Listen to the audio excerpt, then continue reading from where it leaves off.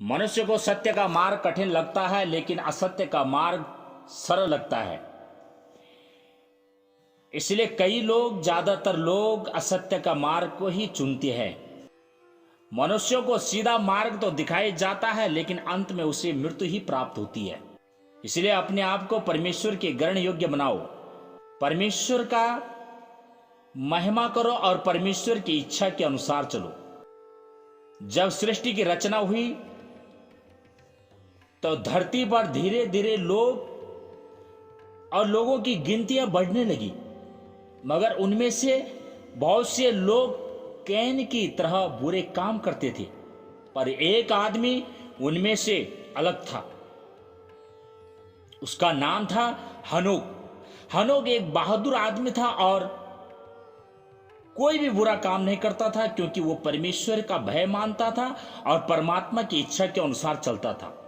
क्या आपको मालूम है उस समय के लोग इतने बुरे क्यों होते थे? याद है किसने आदम और हवा से परमेश्वर की बात न मानने के लिए कहा था? किसने उन्हें वह फल खाने के लिए कहा था जिसे खाने से परमेश्वर ने मना किया था? जी हां, वह कोई और नहीं है, वही एक बुरा स्वर्गदूत है जिसे शैतान कहा गया है। वह सबको अपने ही जैसा बुरा बनाना चाहता था, उन लोगों को भी अपने जैसा बनाना चाहता था। एक दिन परमात्मा ने हनोक से कहा कि वह सब लोगों को एक बात बताए। वह बात शायद किसी को भी पसंद ना आती। जानते हैं वह बात क्या थी? वह यह कि परमेश्वर सब बुरे लोगों का नाश करने वाला है।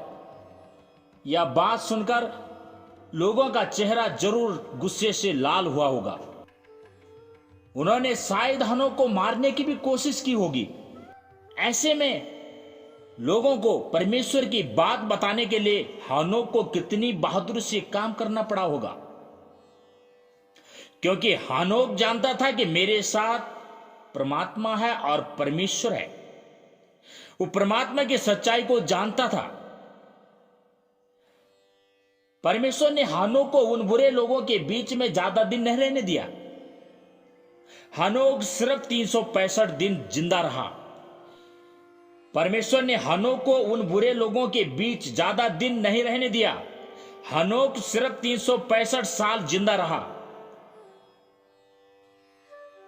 अब आप सोच रहे होंगे कि 365 साल, क्योंकि उस समय के लोग आज के लोगों से ज्यादा ताकतवर होते थे और उनकी उम्र बहुत लंबी होती थी। जैसे कुछ लोग 800 साल या 900 साल तक जीवित रहते थे। हनोक का बेटा मतुशिया तो 969 साल तक जिंदा रहा।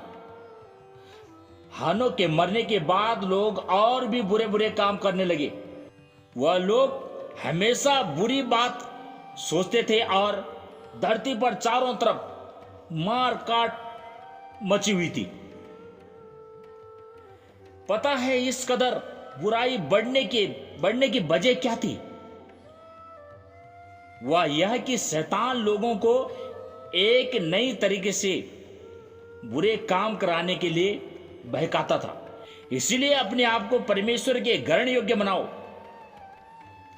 शैतान आपको किसी भी तरह से आपको अपने काम में ला सकता है। शैतान आपको बुरे लोगों के संगति में ले जा सकता है।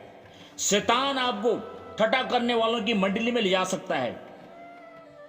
दारू पीना, जुआ खेलना, लड़ाई करना, ईर्ष्या, झगड़ा, इस तरफ शैतान आपको ले आएगा। इसलिए अपने आप को पहचानो और उस परमात्मा को जानो। शैतान की युक्तियों पर नहीं चलो। अपने मरणहार शरीर को पाप को राज्य मत करने दो।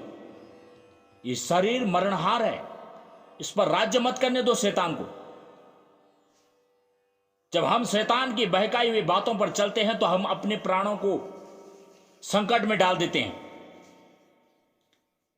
इसलिए शैतान की नहीं, अपनी आत्मा के सुनो। परमात्मा आपके साथ है।